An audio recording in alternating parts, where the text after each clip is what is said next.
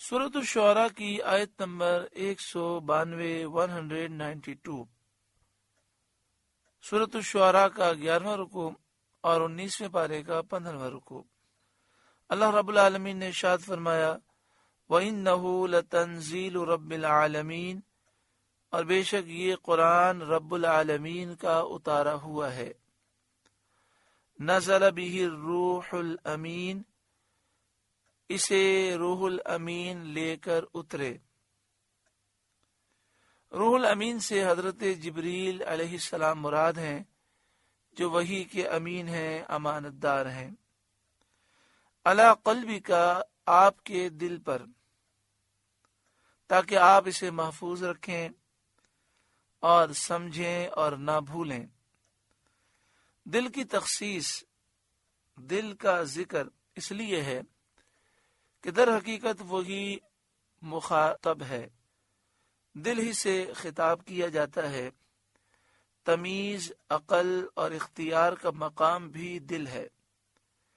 تمام جسم کے اعضاء اس کے قابو میں ہیں، سب دل کے مسخر اور مطیع و فرمانبردار ہیں۔ حدیث شریف میں ہے کہ دل کے درست ہونے سے تمام بدن درست ہو جاتا ہے، اور اس کے خراب ہونے سے سب جسم خراب ہوتا ہے۔ غم کا مقام بھی دل ہے، رنج کا مقام بھی دل ہے، خوشی فرحت کا بھی مقام دل ہے۔ جب دل کو خوشی ہوتی ہے تو تمام جسم کے اعضاء پر اس کا اثر پڑتا ہے۔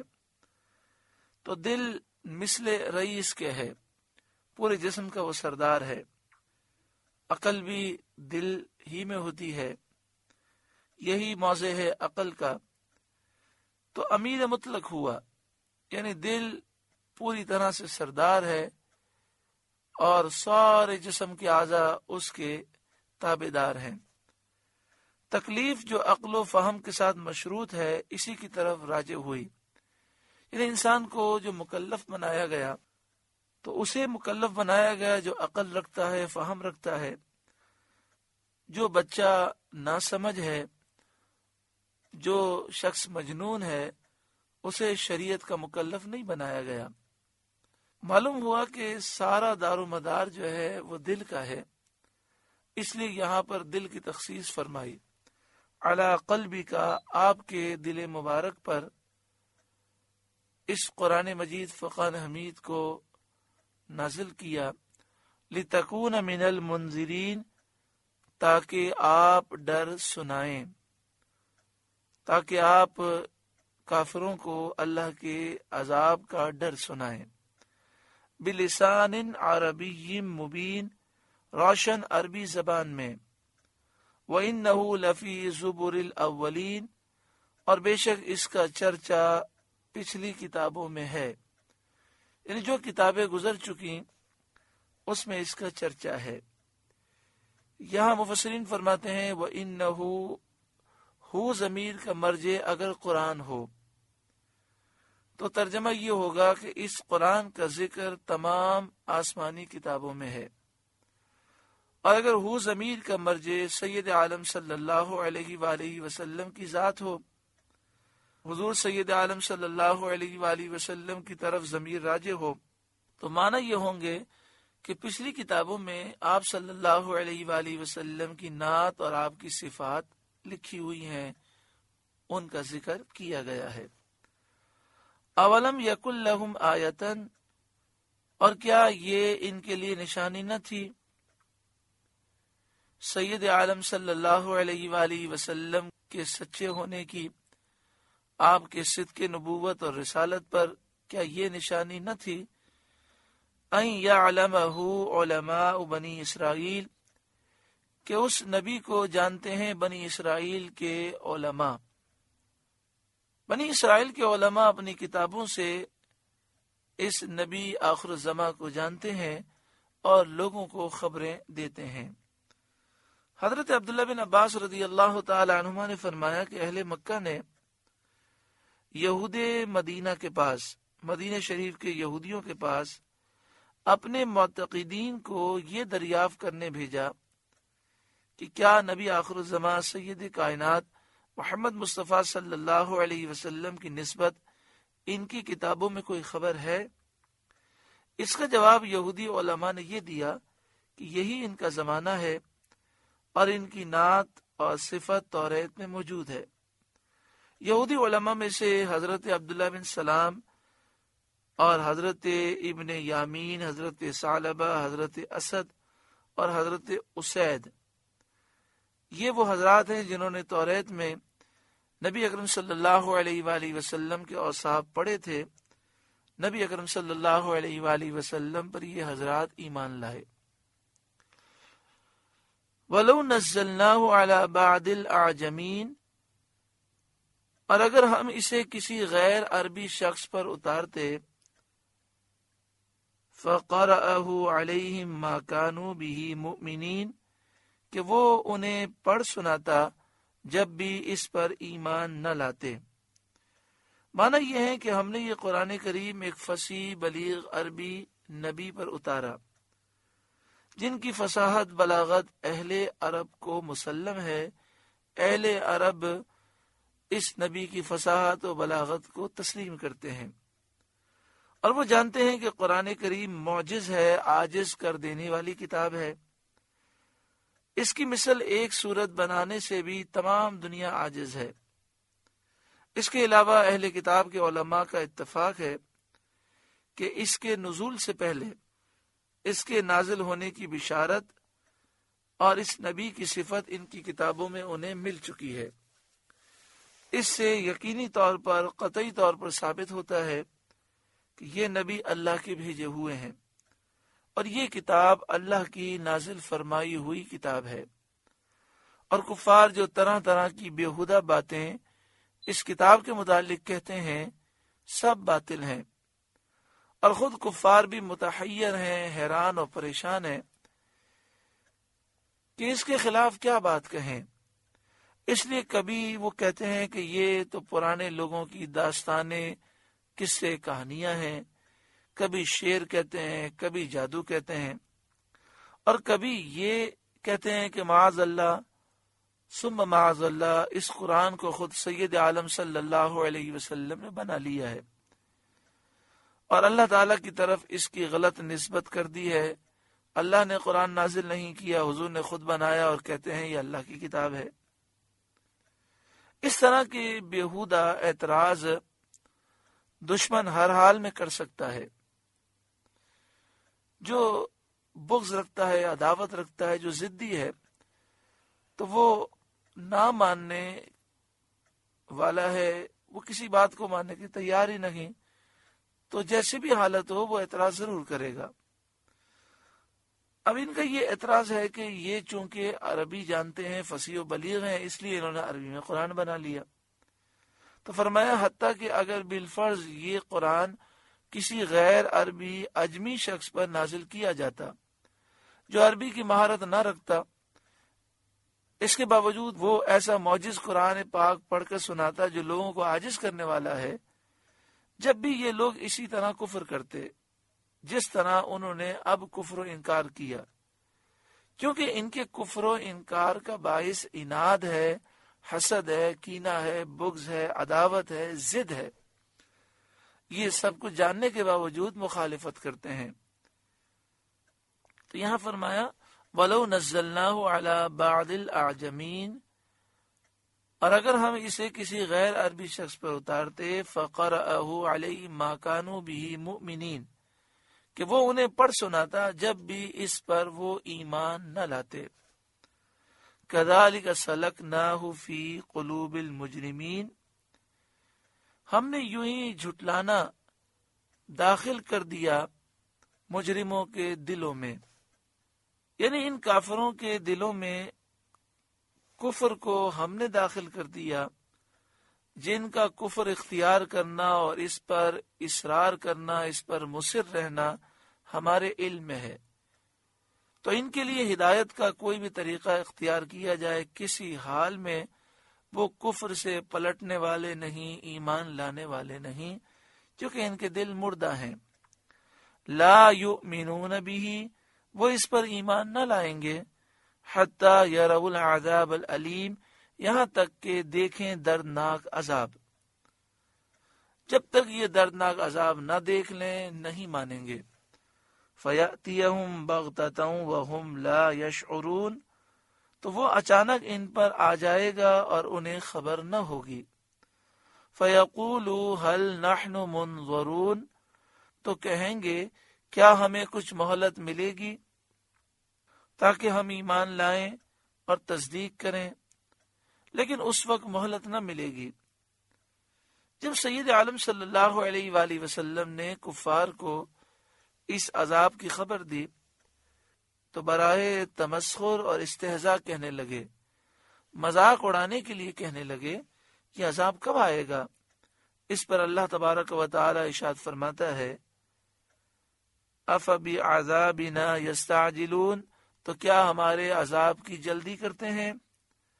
أَفَرَأَيْتَ إِن مَّتَّعْنَاهُمْ سِنِينَ، بھلا دیکھو تو اگر ہم کچھ برس انہیں برتنے دیں، أَفَرَأَيْتَ، بھلا دیکھو، إِن مَّتَّعْنَاهُمْ سِنِينَ، اگر ہم انہیں کئی برس زندہ رکھیں اور یہ دنیا سے فائدے اٹھاتے رہیں، ثم جاءہم ما کانوا یوعدون، پھر آئے ان پر وہ جس کا وہ وعدہ دیے جاتے ہیں، یعنی عذاب الہی کچھ تاخیر سے آئے، ما اغنا عنہم ما کانوا یمتعون، تو کیا کام آئے گا ان کے وہ جو برتتے تھے،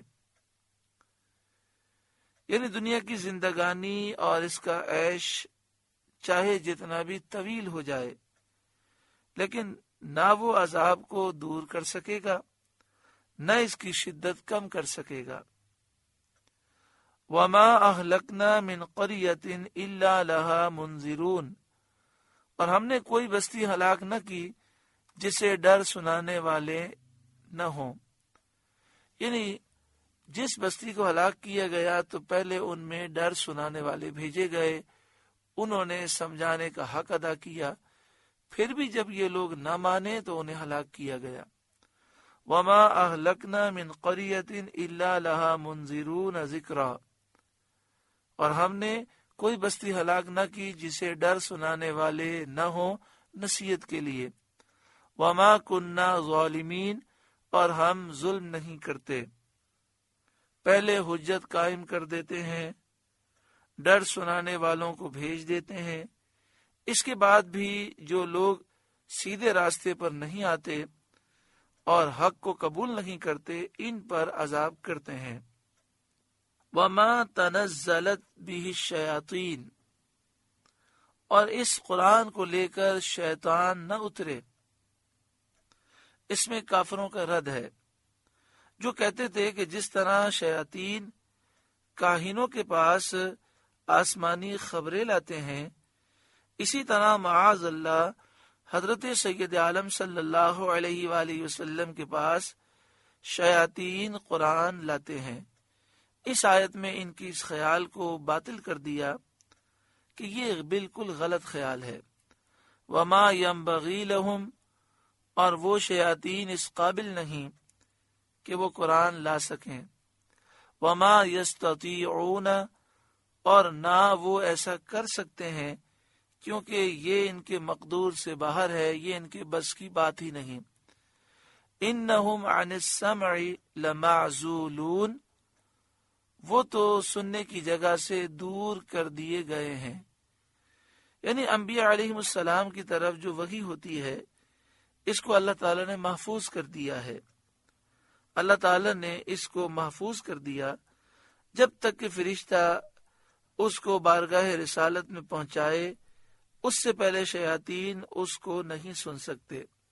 اس کے بعد اللہ تعالیٰ اپنے بندوں سے فرماتا ہے، فَلَا تَدْعُ مَعَ اللَّهِ إِلَٰهًا آخَرَ، تو اللہ کے سوا دوسرا خدا نہ پوج، فَتَكُونَ مِنَ الْمُعَذَّبِينَ، ورنہ تجھ پر عذاب ہوگا، ورنہ تو برباد ہو جائے گا۔ وَأَنذِرْ عَشِيرَتَكَ الْأَقْرَبِينَ، اور اے محبوب اپنے قریب تر رشتہ داروں کو ڈر سنائیے۔ حضور صلی اللہ علیہ وآلہ وسلم کے قریب کے رشتہ دار بنی ہاشم اور بنی مطلب ہیں۔ حضور سید عالم صلی اللہ علیہ وآلہ وسلم نے انہیں اعلان کے ساتھ ڈر سنایا اور اللہ کا خوف دلایا، جیسا کہ احادیث صحیحہ میں موجود ہے۔ وَاخْفِضْ جَنَاحَكَ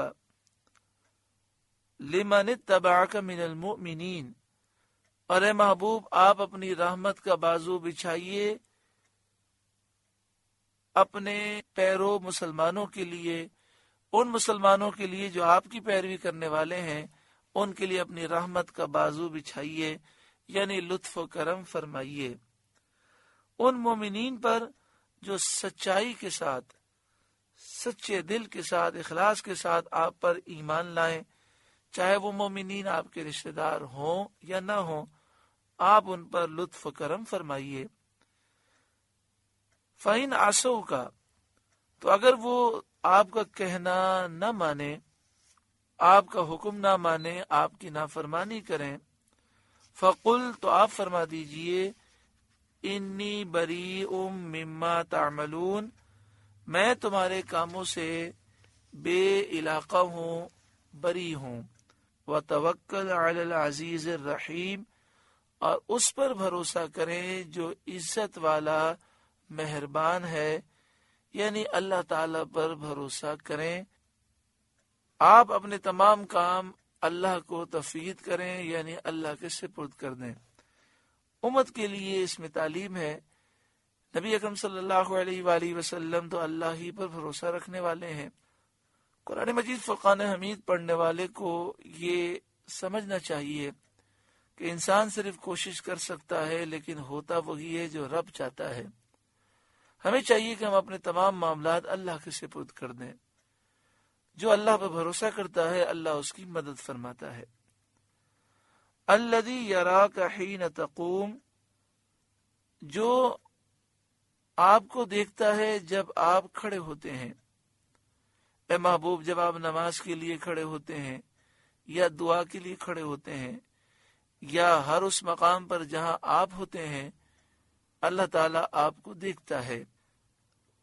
وَتَقَلُّبَكَ فِي السَّاجِدِينَ، اور نمازیوں میں آپ کے دورے کو بھی اللہ دیکھتا ہے۔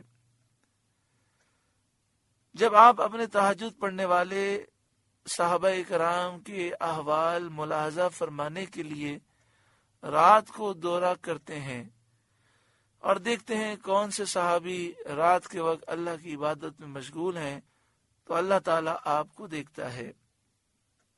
بعض مفسرین نے فرمایا معنی یہ ہے کہ جب آپ صلی اللہ علیہ وآلہ وسلم امام ہو کر نماز پڑھاتے ہیں اور قیام، رکوع، سجدے اور قعود میں گزرتے ہیں تو اللہ دیکھتا ہے۔ بعض مفسرین نے فرمایا کہ معنی یہ ہے کہ وہ آپ صلی اللہ علیہ وسلم کی آنکھ مبارک کی گردش کو دیکھتا ہے نمازوں میں، چونکہ نبی اکرم صلی اللہ علیہ وآلہ وسلم آگے پیچھے یکساں ملاحظہ فرماتے ہیں۔ حضرت ابو ہریرہ رضی اللہ تعالیٰ عنہ کی حدیث میں ہے، اللہ کی قسم مجھ پر تمہارا خشوع و رکوع پوشیدہ نہیں، میں تمہیں اپنی پیٹھ کے پیچھے دیکھتا ہوں۔ بعض مفسرین نے فرمایا کہ اس آیت میں ساجدین سے مومنین مراد ہیں، اور معنی یہ ہے کہ حضرت آدم اور حضرت حوا علیہم السلام کے زمانے سے لے کر حضرت عبداللہ اور حضرت آمنہ تک آپ صلی اللہ علیہ وآلہ وسلم مومنین کی اصلاب اور ارحام میں جو آپ نے دورہ فرمایا، آپ کے دورے کو اللہ تعالیٰ ملاحظہ فرماتا ہے۔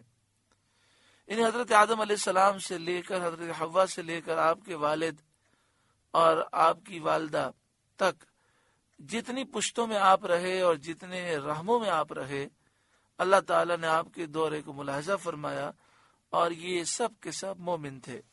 اس سے ثابت ہوا کہ آپ کے تمام اصول، آبا و اجداد حضرت آدم علیہ السلام تک سب کے سب مومن ہیں۔ انہ هو السمیع العلیم، بے شک وہی سنتا جانتا ہے، وہی سننے والا، علم والا ہے۔ یعنی تمہارے قول و عمل اور تمہاری نیت کو اللہ جانتا ہے، اللہ تمہارے قول کو سنتا ہے۔ اس کے بعد اللہ تعالیٰ ان مشرکوں کے جواب میں جو کہتے تھے کہ محمد صلی اللہ علیہ وسلم پر شیطان اترتے ہیں، یہ ارشاد فرماتا ہے، یعنی اللہ تعالیٰ کافروں کا جواب ارشاد فرماتا ہے، هل انبئکم علی من تنزل الشیاطین، کیا میں تمہیں بتا دوں کہ کس پر اترتے ہیں شیطان؟ تنزل علی کل افاک اثیم، اترتے ہیں ہر بڑے بہتان والے گناہگار پر، جیسے مسلمہ کذاب وغیرہ جو کاہن تھے ان پر شیاطین اترتے ہیں۔ یلقون السمع واکثرهم کاذبون، شیطان اپنی سنی ہوئی ان پر ڈالتے ہیں اور ان میں اکثر جھوٹے ہیں۔ یعنی شیاطین اپنی سنی ہوئی وہ باتیں ان کاہنوں پر ڈالتے ہیں جو انہوں نے فرشتوں سے سنی ہوتی ہیں، اور فرمایا وَأَكْثَرُهُمْ كَاذِبُونَ، اور ان میں اکثر جھوٹے ہیں، کیونکہ وہ فرشتوں سے سنی ہوئی باتوں میں اپنی طرف سے بہت جھوٹ ملا دیتے ہیں۔ حدیث شریف میں ہے کہ ایک بات سنتے ہیں تو 100 جھوٹ اس کے ساتھ ملاتے ہیں، اور یہ بھی اس وقت تک تھا جب تک کہ وہ آسمان پر پہنچنے سے روکے نہ گئے تھے، پھر آسمان پر پہنچنے سے انہیں روک دیا گیا۔ اب یہ آسمان دنیا کی طرف جانے کی کوشش کرتے ہیں تو انہیں انگارے سے مارا جاتا ہے۔ وَالشُّعَرَاءُ يَتَّبِعُهُمُ الْغَاوُونَ، اور شاعروں کی پیروی گمراہ کرتے ہیں، یعنی گمراہ لوگ شاعروں کی پیروی کرتے ہیں ان کے اشعار میں کہ وہ گمراہ کن اشعار کو پڑھتے ہیں، رواج دیتے ہیں، باوجود اس کے کہ وہ اشعار جھوٹ اور باطل ہوتے ہیں۔ یہ آیت کافر شاعروں کے بارے میں نازل ہوئی جو سید عالم صلی اللہ علیہ وآلہ وسلم کی گستاخی میں شعر کہتے تھے، اور کہتے تھے کہ جیسا محمد صلی اللہ علیہ وسلم کہتے ہیں ایسا ہم بھی کہہ لیتے ہیں، اور ان کی قوم کے گمراہ لوگ ان سے ان اشعار کو نقل کرتے تھے۔ ان لوگوں کی اس آیت میں مذمت فرمائی گئی۔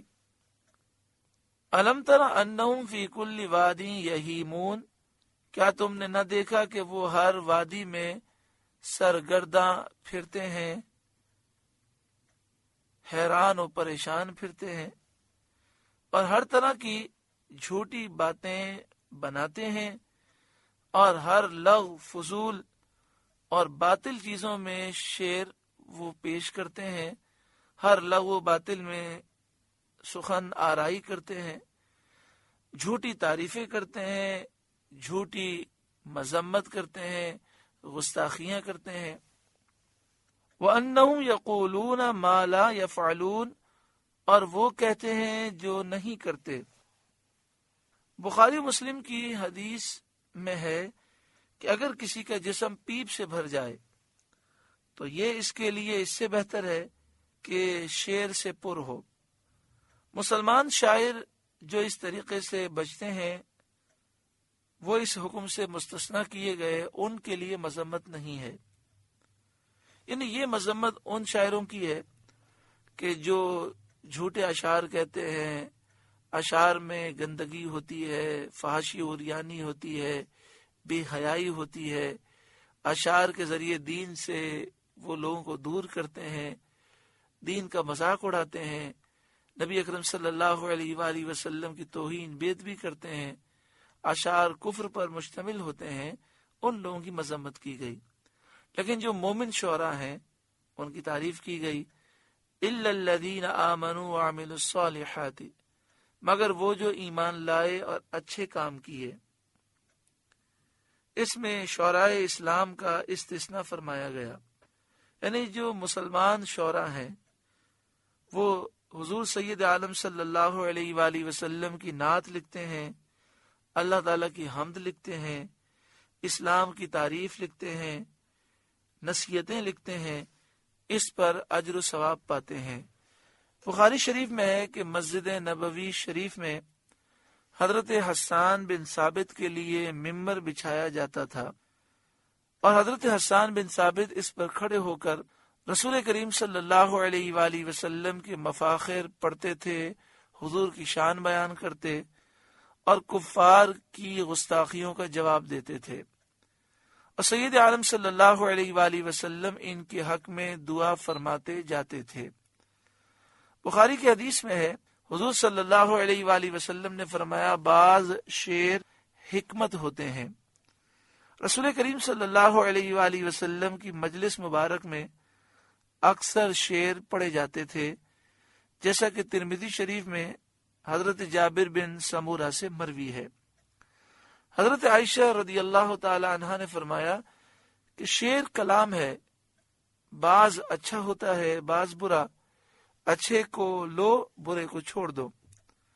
حضرت امام شعبی نے کہا کہ حضرت ابو بکر صدیق رضی اللہ تعالیٰ عنہ شعر کہتے تھے، حضرت علی ان سب سے زیادہ شعر فرمانے والے تھے رضی اللہ تعالی عنہم اجمعین۔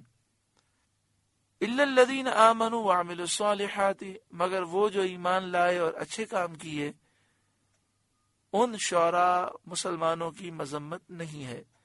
وَذَكَرُوا اللَّهَ كَثِيرًا، اور بکثرت اللہ کی یاد کی، اور شعر ان کے لیے اللہ کی یاد سے غفلت کا سبب نہ ہو سکا، بلکہ ان لوگوں نے جب شعر کہا بھی تو اللہ تعالیٰ کی حمد و ثنا اور اس کی توحید اور رسول کریم صلی اللہ علیہ وسلم کی نعت اور صحابہ کرام اور امت کے نیک لوگوں کی تعریف اور حکمت اور نصیحت، زہد و تقوی، ادب و تعظیم میں انہوں نے اشعار کہے۔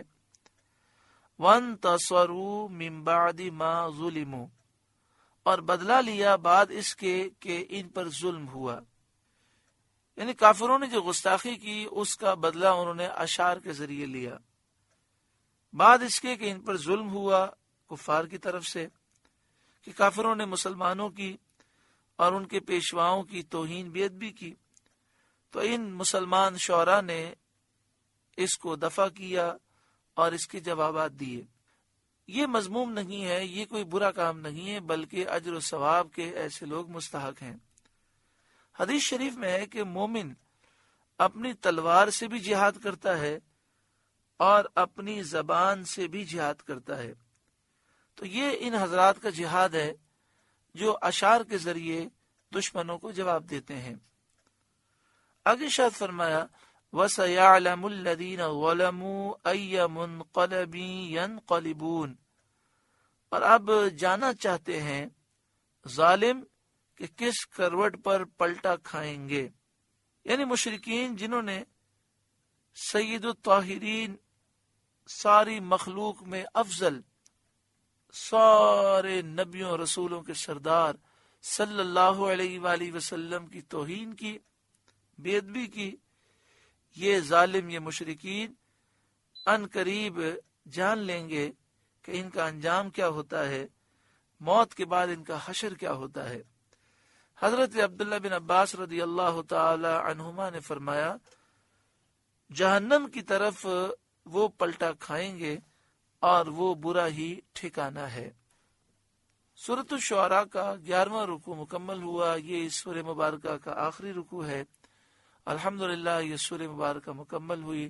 اللہ تعالیٰ اس سورت کے نور سے ہمارے قلوب کو روشن و منور فرمائے۔